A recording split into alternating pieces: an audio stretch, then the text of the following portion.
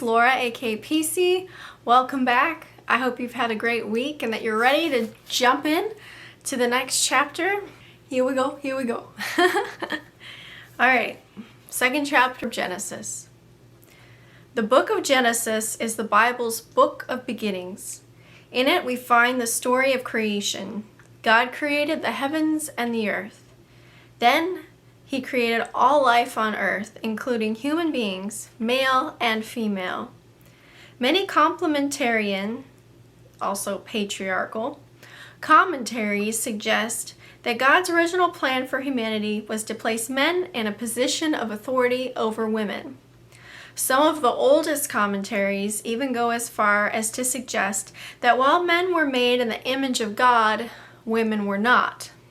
The following passage from the Genesis story, however, reveals that both men and women were created in the image of God, and that both were given shared authority over all creation. Then God said, "Let us make mankind in our image according to our likeness, and let them have dominion over the fish of the sea, and over the birds of the air, and over the cattle, and over all the wild animals of the earth, and every other creeping thing that creeps upon the earth." So God created mankind in His image. In the image of God He created them. Male and female He created them. God blessed them, and God said to them, "Be fruitful and multiply, and fill the earth and subdue it, and have dominion over the fish of the sea, and over the birds of the air, and over every living thing that moves upon the earth." And God said, "See, I have given you every plant yielding seed that is upon the face of all the earth, and every tree with seed in its fruit. And you shall have them for your food. And to every beast of the earth, and to every bird of the air, and to everything that creeps on the earth, everything that has the breath of life, I have given every green plant for food." And it was so. God saw everything He had made, and indeed it was very good. Genesis 1:26-31, NRSV. Men and women were created in the image of God, and both were given shared authority / responsibility to care for God's creation. Further on in the Genesis story, we learn more about the creation of the first man and the first woman. After seeing every different type of animal, the first human being did not see anyone like himself, and he felt alone. Seeing this, God caused him to fall into a deep sleep. From the side of the first man, God created woman. When the man saw the woman, he was overjoyed. Here was someone he could relate to on equal terms. And Adam said, "This is now bone of my bone and flesh of my flesh, and she shall be called woman because she was taken out of man." Genesis 2:23. Tragically, patriarchal theologians have inferred from the passage that God intended men to rule over women. One of those theologians was 4th century Bishop Augustine of Hippo. Augustine believed that the writings of an intellectual Greek philosopher named Plato could help him better understand the Bible. Plato taught that all of life should be organized into hierarchical categories. Greater things should rule over the lesser things. Plato believed that the spirit was greater than the flesh. He also believed that men were superior to women. When Augustine saw the first woman referred to as flesh, he immediately assumed that the first man must represent the spirit. He therefore concluded that just as the spirit must rule over the flesh, or the body, so too must men rule over women. Flesh, then, is put for women in the same manner that spirit is sometimes put for husband. Wherefore? Because the one rules, the other is ruled. The one ought to command, the other ought to serve. For where the flesh commands and the spirit serves, the house is turned the wrong way. What can be worse than a house where the woman has the mastery over the man? but that house is rightly ordered where the man commands and the woman obeys. I believe these are words from Augustine. The Bible passage that we have just looked at, Genesis 2:23 previously, does not say that the husband represents the spirit. It does not say that the woman represents the flesh. It also does not say that men must rule over women. Augustine simply saw something in the text that he had already believed to be true, something that wasn't really there. When the first man saw the first woman, he was simply pleased that he now had a suitable companion with whom he could share his life, someone who is made from his own flesh and bone. The phrase suitable companion is used to describe the first woman in today's English version of the Good News Bible, Genesis 2:18. Other English translations, such as the King James Version, say that the first woman was a help that was meet, M-E-E-T, appropriate, suitable for the first man. Once again, patriarchal commenters inferred from this kind of language that God made the woman to be a subordinate assistant to the man. For example, one of the Protestant reformers of the 16th century, John Calvin, said that woman was made to be a faithful assistant to man. He also explained, on this condition is the woman assigned as a help to the man that he may fill the place of her head and leader.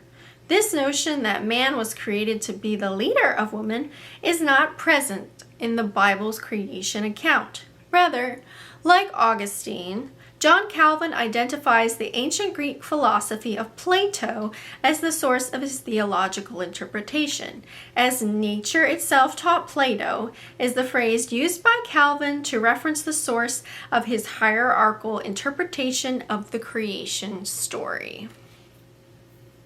In contrast to the patriarchal interpretation projected onto the Bible by theologians such as Augustine and Calvin, the Bible itself, in its original language of Hebrew, paints a very different picture of the first woman. In Genesis 2:8, the woman is referred to as the man's Ezer, or Azer, meaning help. This same word is used repeatedly to refer to God as the help of humanity. In other words, there are no connotations of subordination present in this language. Verses portraying God as the Ezer of human beings include the following. My father's God was my helper, Ezer. He saved me from the sword of Pharaoh, Exodus 18:4, NIV. Hear, Lord, the cry of Judah. Bring him to his people. With his own hands he defends his cause. Oh, be his help. Ezer. Against the foes. Deuteronomy 33:7, NIV. There is no one like the God of Jerusalem who rides across the heavens to help. Ezer. You and on the clouds of his majesty. Whoops. Let me redo that one. There is no one like the God of Jerusalem who rides across the heavens to help. Again, the word Ezer. You and on the clouds in his majesty. The eternal God is your refuge, and underneath are the everlasting arms. He will drive out your enemies before you, saying, destroy them. So Israel will live in safety. Jacob will dwell secure in the land of grain and new wine, where the heavens drop dew. Blessed are you, Israel, who is like you, a people saved by the Lord. He is your shield and your helper, Ezer, and your glorious sword. Deuteronomy 33:26-29 NIV. We wait in hope for the Lord. He is our help, Ezer, and our shield. In him our hearts rejoice, for we trust in his holy name. Psalm 33:20-21 NIV. In all of these passages and more, God is depicted as the help of human beings. And there is no connotation whatsoever of God being a subordinate assistant. Some patriarchal theologians acknowledge that Ezer, when used of God, does not suggest subordination. They argue, however, that Ezer in human relationships indicates subordination and dependence. An early example of this thinking can be found in the commentary work of St. Augustine. He believed that the term Ezer was an indication of the subordinate and dependent status of women. He attributed this alleged status to what he believed is a woman's inherent weakness. Does Ezer truly indicate weakness, dependence, and subordination in the context of human relationships? This patriarchal assumption can be tested by looking at a number of Bible passages. In Nahum 3, 8, and 9, we read the following. Are you better than Thebes, that sat by the Nile, with water around her, her rampart a sea, water her wall? Ethiopia was her strength, Egypt too, and without limit. Put and the Libyans were her helpers, Ezra, feminine form of Ezer. In this passage, God is warning Nineveh of impending judgment. He tells the Ninevites not to be overly confident in their strength. He reminds them that Thebes fell even though it relied on the strength of its many allies. It was Thebes that was dependent upon its helpers, who were in a position of strength without limit.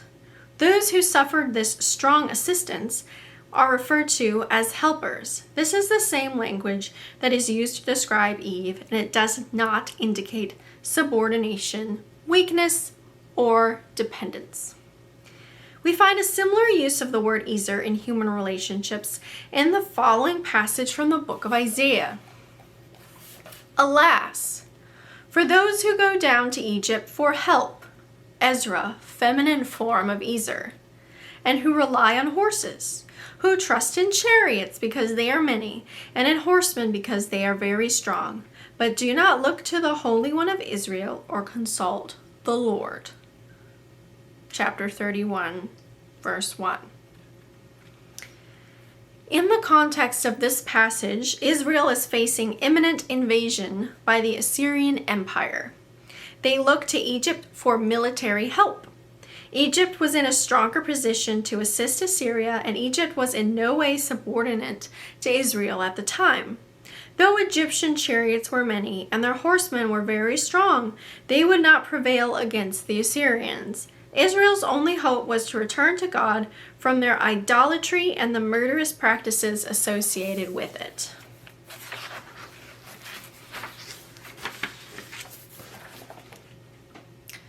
Though patriarchal theology has concluded that women were created to be weak, dependent subordinates to men, the language found in the book of Genesis paints a very different picture. Eve was created to be Adam's Ezer, a strong help, a suitable companion. It is also important to recognize what Eve was created to help Adam with.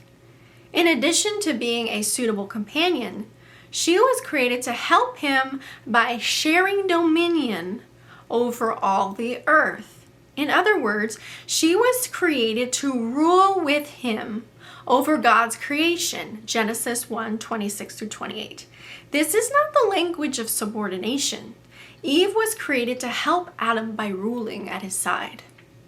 Some complementarians claim that the sense of woman's subordination to man does not come from the word Ezer, help, in Genesis 2:18, but rather from the accompanying Hebrew word, I'm not sure how to pronounce this one, Kenegdo, which means suitable, Kenegdo. I don't know. If that's incorrect, I apologize. Citing 2 Samuel 12:12 in the New American Standard Bible, they conclude that Kenegdo is properly translated as under. They therefore believe that God made the first woman to be under the authority of the first man. According to Strong's Hebrew Concordance, Kenegdo is used 150 times in the Bible. It is typically translated to mean in the presence of, over against, or in front of. In only one instance in the NASB is the word translated as under. Indeed, you did it secretly. but I will do this thing before all Israel and under the sun. 2 Samuel 12:12. In this passage, God is promising to bring judgment against people publicly for their sins they have committed in secret. In other words, his judgment will come in broad daylight or in the light of day. A number of English translations of the Bible accurately convey this meaning. You did it in secret, but I will do this thing in broad daylight before all Israel. NIV.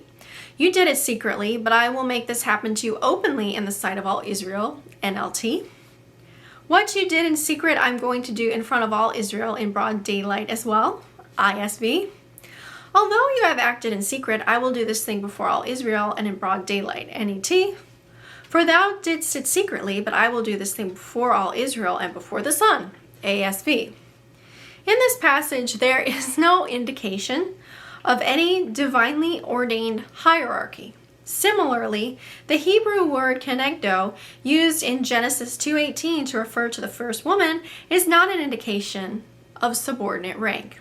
Once again, the idea of a male-dominated social order cannot be found in the pages of the Bible itself. Rather, this notion has been inferred from the text by patriarchal commentators. Still, another inference is drawn from the creation story to suggest that men have been appointed by God to rule over women. Some patriarchal theologians assume that Adam was demonstrating authority over Eve when he first saw her and called her woman. The assumption is that Adam's naming of the animals was an act of dominion and a sign of authority over them. By this logic, calling Eve woman immediately after creation was also an act of dominion and a sign of authority. The spurious logic of this viewpoint overlooks the fact that Eve did not participate in naming the animals. She also had authority over them.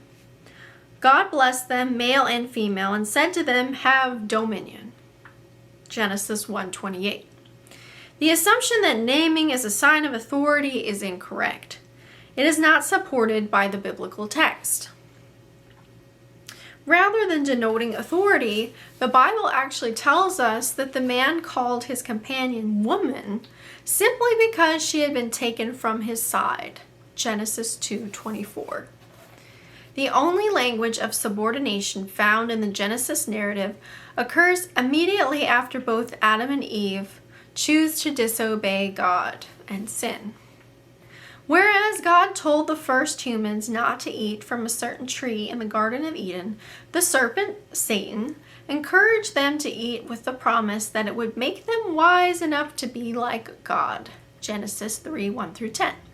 Rather than elevating humanity to divine status, however, eating from the forbidden tree separated them from God spiritually and filled them with shame. As a result of listening to the serpent rather than God, men would now seek to rule over women. Your desire will be for your husband, and he will rule over you. Genesis 3:16 NIV. Sadly, patriarchal theologians have interpreted Genesis 3:16 not as a tragic consequence of sin, but rather as a reflection of God's will for husbands and wives. One complementarian website offers the following interpretation. Eve will try to usurp her husband's role as head, but God is requiring Adam to keep her from doing so. There are two problems with this kind of thinking. First, the passage does not say in any language, Hebrew, Greek, English, that a woman would desire to usurp her husband's role as head. Rather, the passage simply says that Eve will desire, long for, turn towards her husband, and he will rule over her. In Hebrew, the word translated desire is teshuka. The same word is used in the Song of Solomon in reference to a man's desire for a woman he loves. I belong to my husband, and his desire, teshuka, is for me.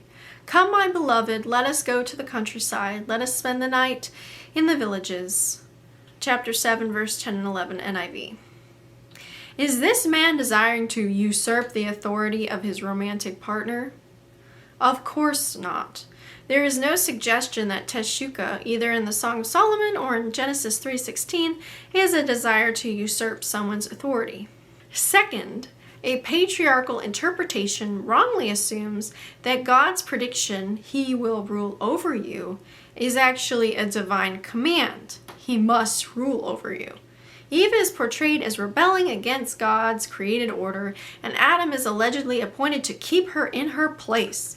The Hebrew text says none of this, though through patriarchal commentary, a horrifying consequence of humanity's fall into sin, the male domination over women, is wrongly depicted as the will of God. The English Standard Version of the Bible, ESV, provides yet another example of a patriarchal handling of this passage. The publishers of the ESV have recently announced that they are making changes to the English text of Genesis 3:16.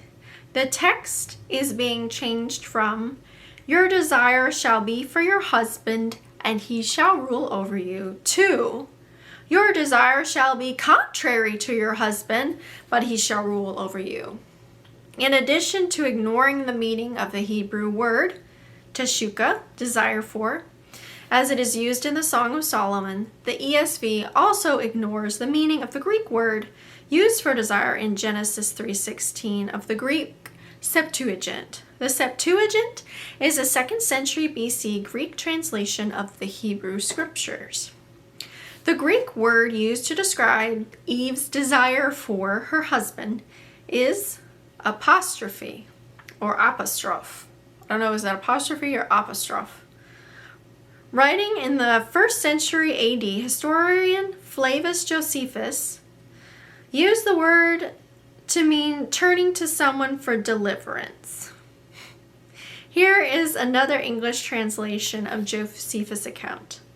"But still, because there appeared no other way whither they could turn themselves for deliverance," apostrophe or apostrophe, "they made haste the same way with the soldiers and went to Claudius."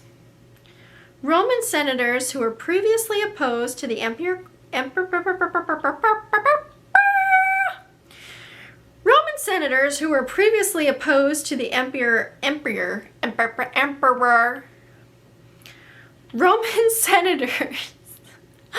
I'm so glad I'm not doing this live. Roman senators who were previously opposed to the Emperor Claudius were deserted by the Roman army. With no other course available to them, they turned to Claudius for leniency, reaffirming their allegiance.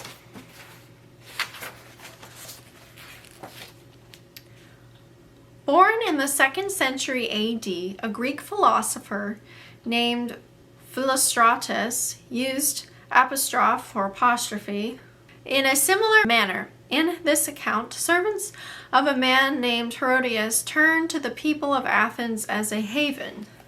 Since I have mentioned the will of Atticus, I must also record the reasons why Herodias offended the Athenians. The terms of the will were as I have stated, and Atticus drew it up by the advice of his freedmen, who, since they saw that Herodes was by nature prone to deal harshly with his freedmen and slaves, tried in this way to prepare a haven for themselves, apostrophe or apostrophe, among the people of Athens by appearing responsible for the legacy. Expecting to be treated harshly by Herodes upon the death of his father Atticus, household servants turned to the people of Athens for refuge. The use of apostrophe to mean turning towards someone for refuge or deliverance has a very long history. In the 5th century BC, a historian named Herodotus, oh my gosh, these names. Herodotus used this word to explain that the Greeks had no one to turn to for water but the god they called Zeus. Greek land is watered by rain, but not by river water like theirs. They said that one day the Greeks would be let down by what they had counted on and miserably starve, meaning that if heaven send no rain for the Greeks and afflict them with drought, the Greeks will be overtaken by famine, for there is no other source of water for them, no one else to turn to, apostrophe, except Zeus alone. The Perses Digital Library from the Tufts University explains that apostrophe was commonly used throughout the history of the ancient Greek literature to mean when one turns away from all others to one and addresses him specially. Reflecting this meaning, an apostrophe has also become a literary device used in epic poetry. It occurs when the character turns away from one person, often a god or judge, and turns suddenly to another person in a desperate appeal for sympathy, support, or deliverance. Apostrophe is turning away from the normal audience and the addressing of another second audience surprisingly chosen by the speaker. Apostrophe is, so to speak, an emotional move of despair on the part of the speaker. Eve's circumstances in the Garden of Eden mirror the context in which we find apostrophe used in ancient literature to represent a turning away from a god or judge into an unexpected source for refuge. Eve, like Adam, had turned away from God by eating from the forbidden tree. Soon to be expelled from the garden, she would turn towards Adam, apostrophe. But rather than being the support she hoped for, however, he would now rule over her. Wow. How tragic, and how sad. How tragic and how sad to turn something so pure and beautiful and innocent into something evil. To twist the meaning of those words. To make Eve into the enemy. To justify his treatment of her. Her turning to him for hope, and instead being ruled over and treated as less than because of sin and because of the fall. How incredibly messed up for many churches to teach that it's the rebellious woman trying to take over the rights of the man and trying to take his place. When all Eve's true desire was for her husband, for his person, for refuge, to rely on him. And instead of being there, he misused the opportunity to take rulership over the woman, to subjugate her. It's so sad. And it's so sad that so many people in the church think that was the will of God, and that was the original intent that God had, to subjugate the woman under the man. Wow.